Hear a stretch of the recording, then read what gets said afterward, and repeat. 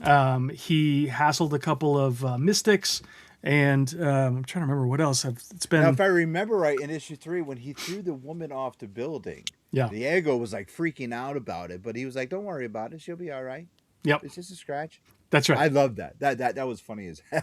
It's just a scratch, man. Don't worry about it. That reminded me of Eddie Murphy. Don't worry about it. Don't Yeah, worry don't worry about about it. it. Well, to be honest, this whole series is kind of my love letter to 80s buddy cop movies, Mhm, including 48 Hours mhm. or what was the Beverly Hills Cop or Midnight Run or any of those kind of movies, which, I grew up on. So Yeah, they kind of it was informed it. very that it was very much that way. He was just like, "Yeah, don't worry about it. She'll be all right. Roll the child around. It'll be That's all right. right."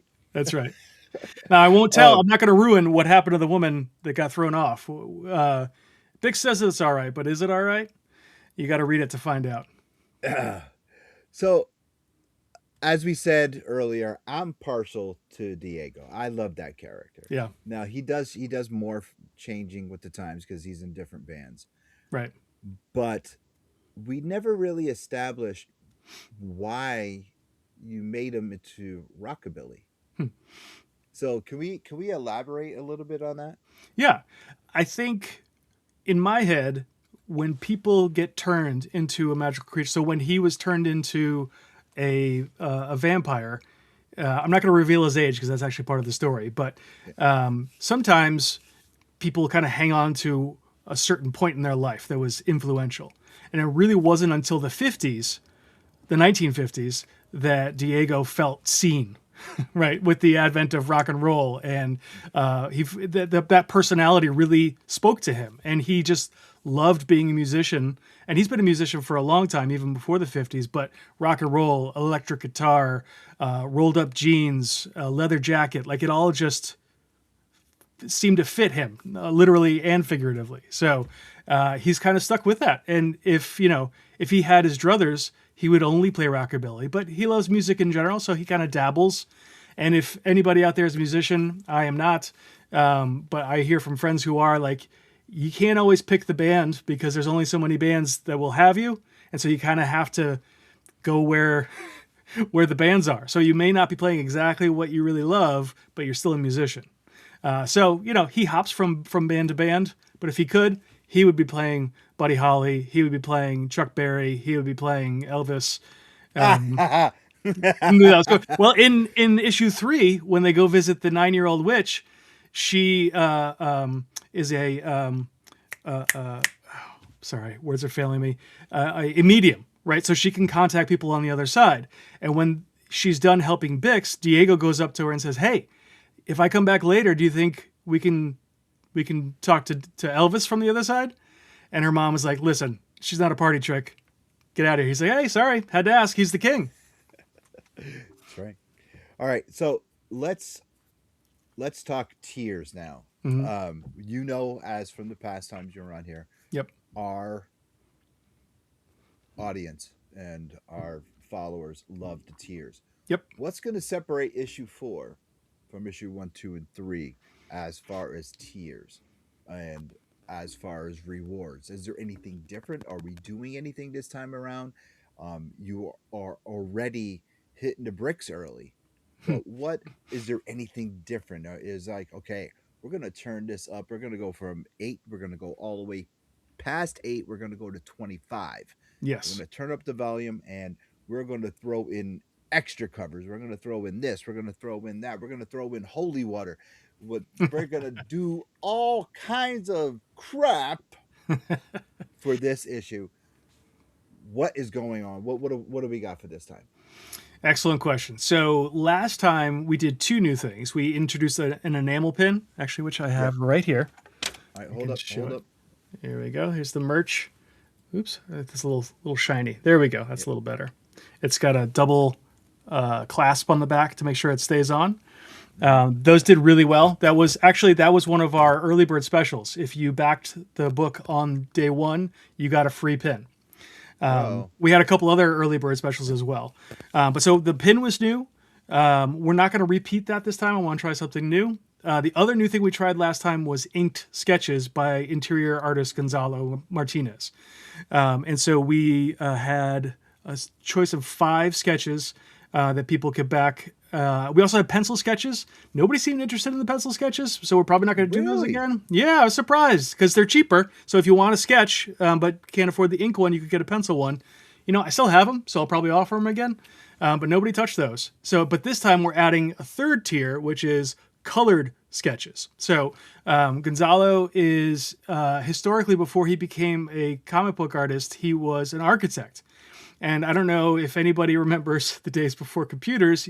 When you were trained as an architect, you had to use markers. And so he's really skilled with like really professional grade markers. And so he's done these really sweet color sketches featuring not just Bixby Grant, but a lot of the different characters from Harbor City. So you can be on the lookout for those. I don't have those to share right now. I might be able to dig them up, but those are going to be special. So the other new thing, we've done posters for an early bird special before. We just did I think we're going to do a new one because once we take a look at that variant cover, I think people are going to really dig it. And then we've got a brand new thing this time, which some other Kickstarters have had. So you may, if you back a lot of comics on Kickstarter, you may have seen this before. We're going to do a mystery box. So you get it's a 9x12 by 3 box with branded Bixby Grant imagery on it. And inside, you're going to get a kind of bouillabaisse of stuff. You'll get the new comic, but you'll also get some posters. You might get some variants. You might get some signed stuff. You might get a sketch. It's a crapshoot, but it's going to be a really good crapshoot. You always win. There's no snake eyes. Okay. How big are the posters? The posters are 20 by 30. They fold up. No way, really? Oh yeah, and they fold up to comic size, so that it fits in the same mailer that I can fit a comic in. But yeah, the past ones we have are from the Raphael Albuquerque cover, which we have right here. We also have one from the Gabriel Hardman cover, which is here. That's a poster. This is a poster. Mm-hmm. And then we also made one. I don't have it. The Dean Kotz cover, but I apologize. I don't have that in front of me. Yeah. And so we'll probably be doing another one because you're going to see if you haven't seen it yet, the colors and the design on the new variant cover is chef's kiss. It is so good. I mean, I love all of them. They're all my darlings. All right, you want to pull up the covers? Let's pull them up. You want me to do it, or you got it? I got it. There we go. Declan Shalvey, Marvel superstar and indie comic creator. I mean, he's a writer and an artist. He's written Aliens. He's written. He worked on the Hulk. He worked on Moon Knight. He's worked on his own stuff. Time Before Time was a time travel story that he wrote for Image. Jeez, what else am I forgetting? Oh, Old Dog, which was this really hyper violent. I don't know. Oh yeah. Do you know that one? Yes. Spy story about a guy who was, in retirement, and he used to be literally what they call a dog in the MI5, which means you get some bloody knuckles.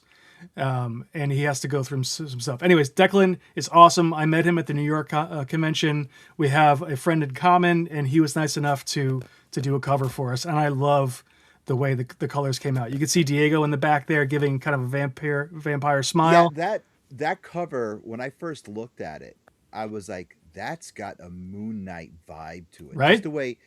Just the way Bixby is standing, and of course with Diego in the back, I'm like, that's got Moon Knight written all over. I fell in love with that. Well, you remember in Moon Knight, he had that one version that was in the trench coat. So he designed all of those, which I thought were all fun. That was the first time I remember reading his stuff, and that was, I don't know, 10, 12 years ago now. Mm-hmm. But I've always loved it. So I was over the moon when he agreed to do a cover for us.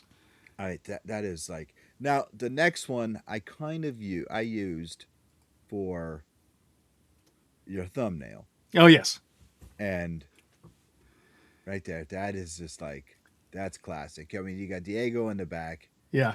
Bixby just getting it pounded on by everyone. And he's in shackles, not to give anything away. Yeah. So let's talk about this cover. Yeah, absolutely. This is the Gonzalo Martinez cover A, like our main cover. We have, if you noticed when I held up the the covers before, I have kind of a trade dress that I use on them, right? That's all our A covers, and all of these with the kind of logo on a tilt are Yeah. all the Gonzalo covers, and then depending on the variant, I mix up which logo I put on there. The one that you were just showing there is our new A cover, and I think that Gonzalo and Arthur Hesley, our colorist, have been getting better and better with every issue. I think we've all gotten more comfortable working with each other. You could see there's a lot of texture in there. It almost looks like someone came in with chalk in the background, which I love. It gives this kind of visceral feel to it. And it's just straight up action, right? So you've got Diego fighting a harpy in the background, and you've got this melange of monsters in the front, just kind of tackling Bix. At the end of last issue, he and Diego were kidnapped by unknown parties, and so we're going to find out what's what in this issue if they survive. Oh. I every time I look at Bix, I read a preview. I try to imagine who his voice would be. And I mean, we talked about this before, and like sometimes it's John Forsythe, sometimes Sure. it's Ernest Borgnine for some reason, and it's like then recently it's like Kurt Russell as an older Snake Plissken, Oh, interesting. I like that. but muffled because Okay. of the mummy wraps. Sure. So I'm like, but I can't nail it. So, who would you when you're writing Bix? Do Yeah. you have his voice in your head? I ask this to most writers. Yeah. I do. So I All right. used it's changed over the years too. So it used to be originally Robert Forster. Do you know who that actor is? He's kind of a character actor. He was in the Quentin Tarantino movie with Foxy Brown. What was He her name? wasn't Marvin, was he? No, he was not Marvin. That's Phil Lamar. That's Phil Lamar. The look on your face was like, what? No. I don't know. Is anybody watching? Can you remember the name of that movie? We're having trouble with the comments. Comments are coming up, but I can see them on Facebook. Okay. If you do know who that is and you can get through with the comments, please let us know. And yes, people are watching. He's We got kind have of a Great Lakes gravelly tough guy voice. Okay.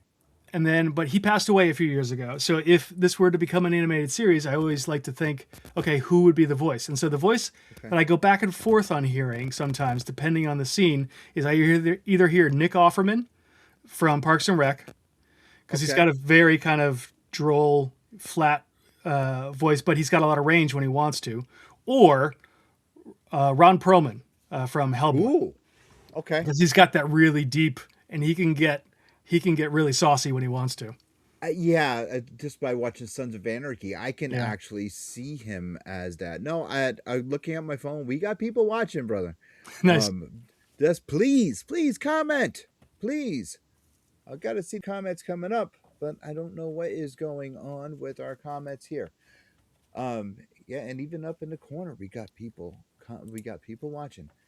So the tiers itself, I mean, I'm happy for this, but what if we're at a comic book convention and we talked about this before and I still Yeah. haven't seen any? Where's the t-shirts, man? Yeah, I'm working on it.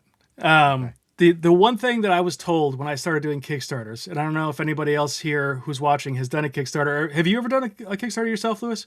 No, I just promote them. Okay, all right. So Yeah. it's everyone. The first two pieces of advice everyone gave me is don't do shirts because it's a pain in the ass, and two, make all of your rewards flat so it's easy to ship, so you don't have to do big bulky boxes and stuff. Yep. So I've avoided shirts. However, print on demand has gotten really good lately.